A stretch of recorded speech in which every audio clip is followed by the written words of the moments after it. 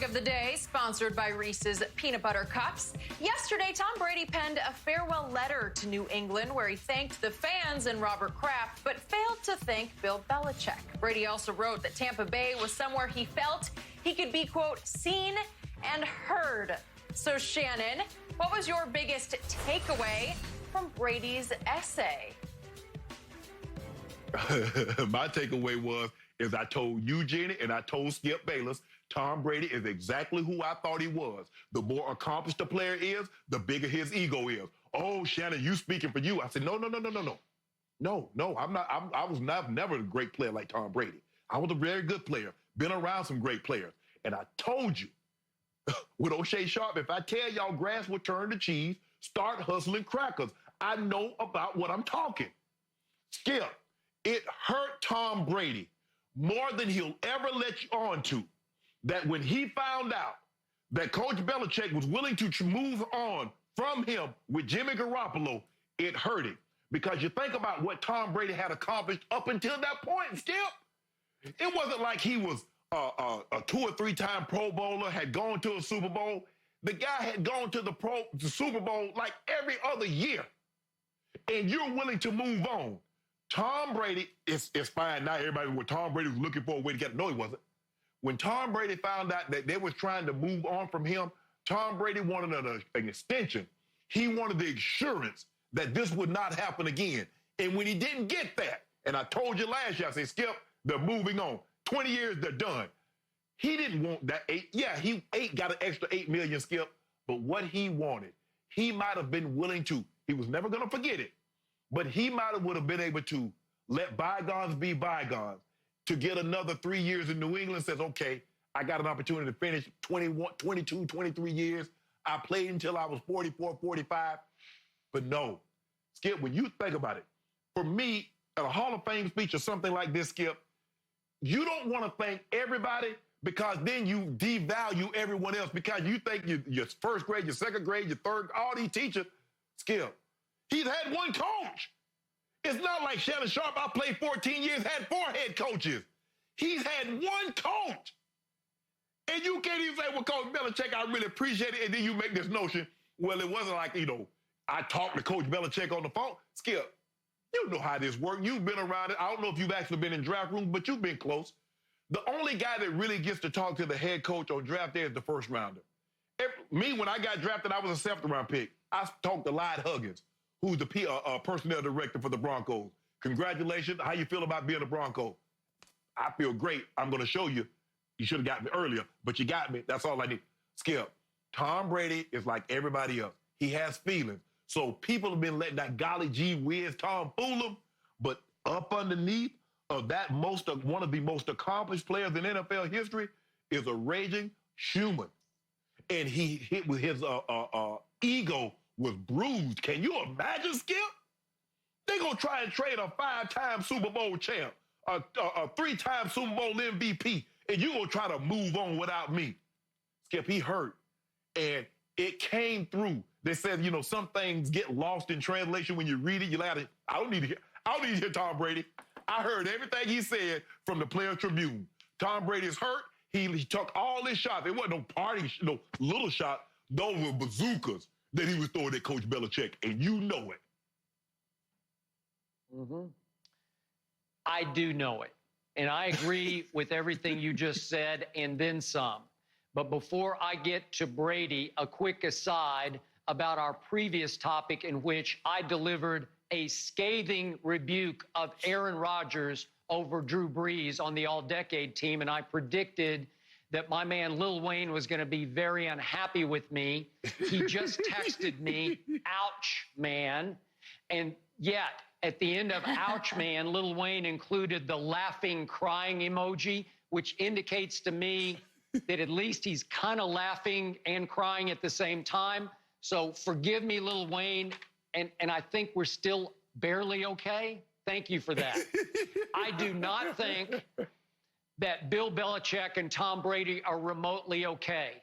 And Shannon, I remind you of what Tom Brady said right out here in Los Angeles, in the town of Santa Monica, only about a mile from where I sit right now in West LA in my house.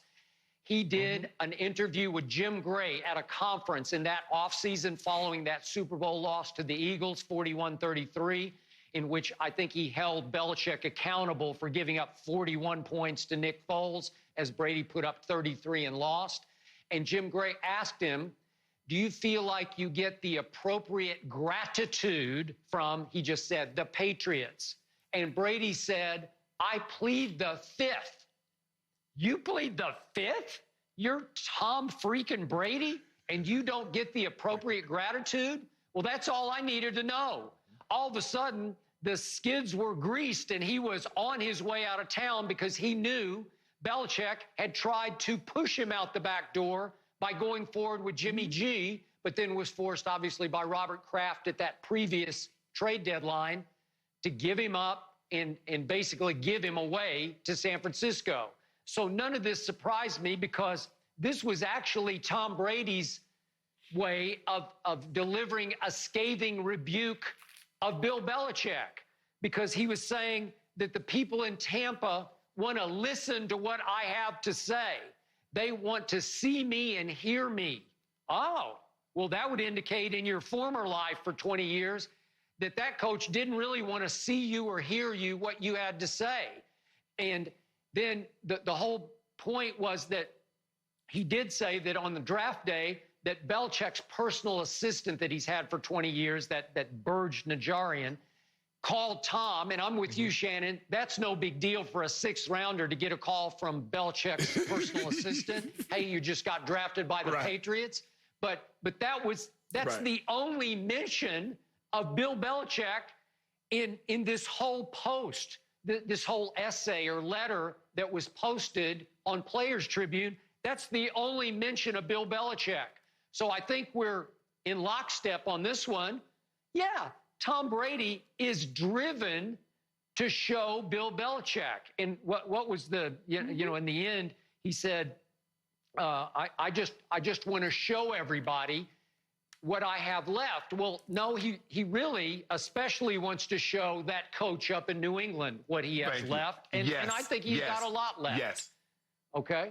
All right. Skip, you and I have been in lockstep. You and I have, people try to, you guys are making stuff up. You guys are short on topics and you're trying to start this. No, you're not. No, I'm not. You've covered the game for far too long. I've been in locker rooms and I've been a pretty good player. Skip, Mike Shanahan, my former head coach, tried to trade me twice. The moment he tried to trade me after the 95 season, he tried to trade me, Mike Pritchard, and the 15th overall pick, which turned out to be John Mobley, to Arizona for Eric Swan. Okay, that didn't go through because they wanted more. Then he tried to trade me again to the Green Bay Packers in 99. But we were 0-4 at the time, Skip, and they wanted to win the game so bad, and he felt I could help them win. They tried to get one more game out of me, and then were going to trade me the following Tuesday. But I broke my collarbone, and the trade fell through. Skip, I'm a 7-time Pro Bowler, a 4-time first-team All-Pro, and I had gone, led the team in receiving like 6 years in a row. And you trying to get rid of me. So in other words, you think the backup that you got can help you win more games than I can. Skip, it hurt.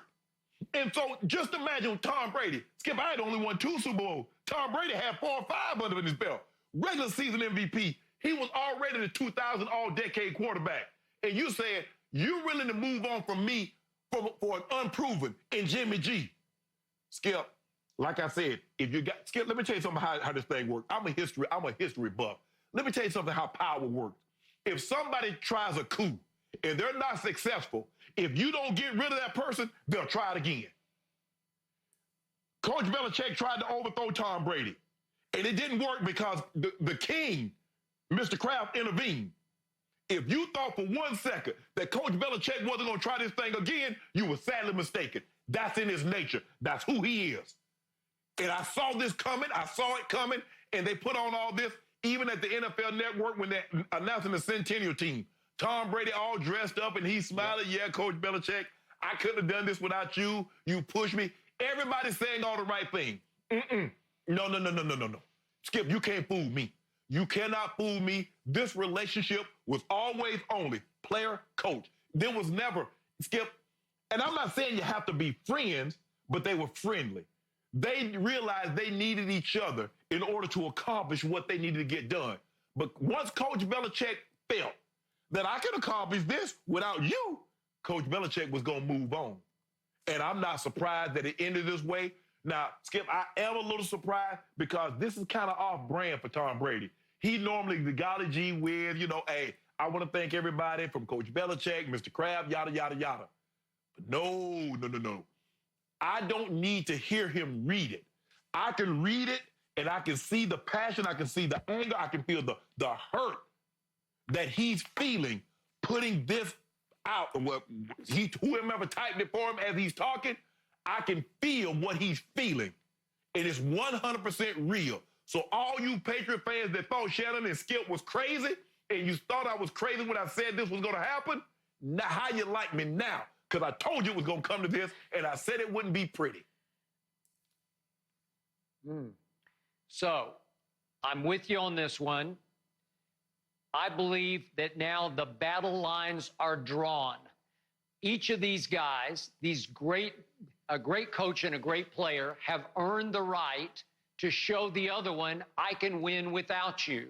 So now Bill Belichick is going to try to prove he can go win a Super Bowl with Jarrett Stidham. And Tom Brady is going to try to prove to Belichick he can go win a Super Bowl with the Succaneers, the woeful Tampa Bay Bucks. So I love this. I love the storyline, and I'm betting on Tom Brady. Okay. I'm with you, Skip. Shannon, you got to be careful because Skip and I are actually in the Tom Brady fan club. Skip is the president of the club. So you might want to be careful with how you talk about our guy, Tom Brady. I am going to switch gears now from the NFL to the MLB. Guys, could we actually be getting baseball back sooner than we anticipated? We'll discuss the latest with the league next on Undisputed.